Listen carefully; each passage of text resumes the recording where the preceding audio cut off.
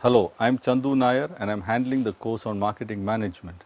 Today we are going to have a look at a very important aspect, namely the marketing environment. At the end of this chapter, you will understand why understanding the environment and the consequence of this environment is so vital for any student of marketing. You will figure out what exactly does a marketing environment mean, the various types of the marketing environment, the micro environment and its constituents, the influence of the competitive environment on marketing decisions, influence of various aspects, cultural, technological, demographic, social, economic and politico-legal environments on the decision-making process within companies, and finally the various methods used for environment scanning and their utility in making decisions. Typically, in any subject, it's always useful to start off with understanding the definition. So what is exactly known as the marketing environment? It includes the actors and forces external to the marketing management function of the firm which influence the marketing management's ability to develop and maintain successful interactions and transactions with its customers and make marketing decisions. Now, in this chapter, apart from the external environment, we will also be having a look at the internal environment. So that's one key point to note. Now, the components of the marketing environment therefore are the micro environment, the macro environment and the internal environment. As I mentioned earlier, this chapter we will also be looking at the internal environment. So let's first start with the micro environment. This comprises all those organizations and individuals who directly or indirectly affect the activities of a company. They could include customers, intermediaries, suppliers or other stakeholders.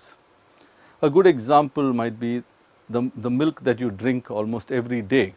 It might have people who are the dairy farmers, starting from them, to aggregators who might collect it from them, to the processor in between who breaks it down into various constituents, transforms it into different products, and then another intermediary who might again bring it to the city in an aggregated fashion, distribute it to retailers, and finally it reaches the end customer either directly or through retail stores and chains.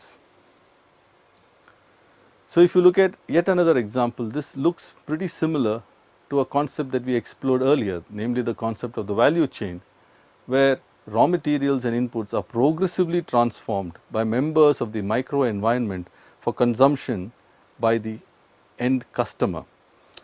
Now, the customer is the final person who can define the value that has been added. So if you take another product like coffee, it starts off with the grower.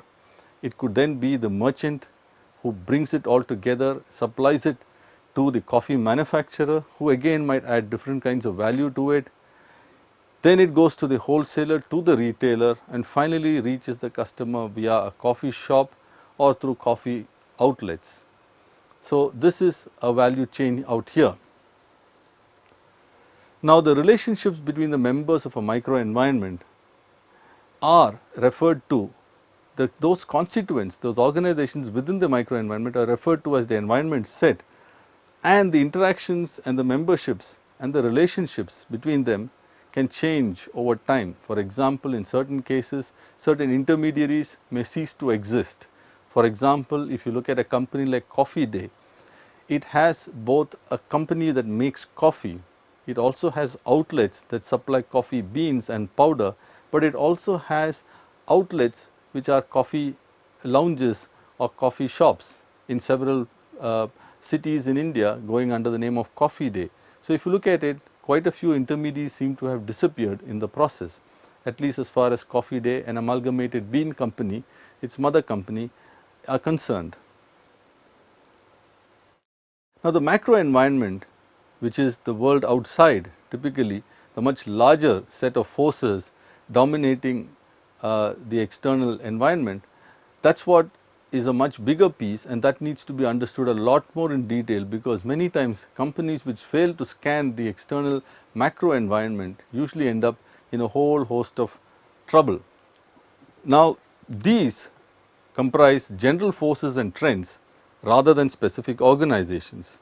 It could be trends to do with the economic environment, it could be the political situation, it could be the social and cultural environment, it could be the demographic environment, and it could also be how technology keeps evolving.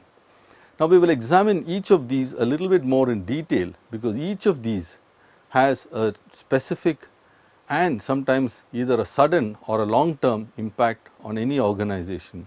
Many organizations which have existed years ago, you will find not a trace of them today, all because the environment in which they operated substantially changed.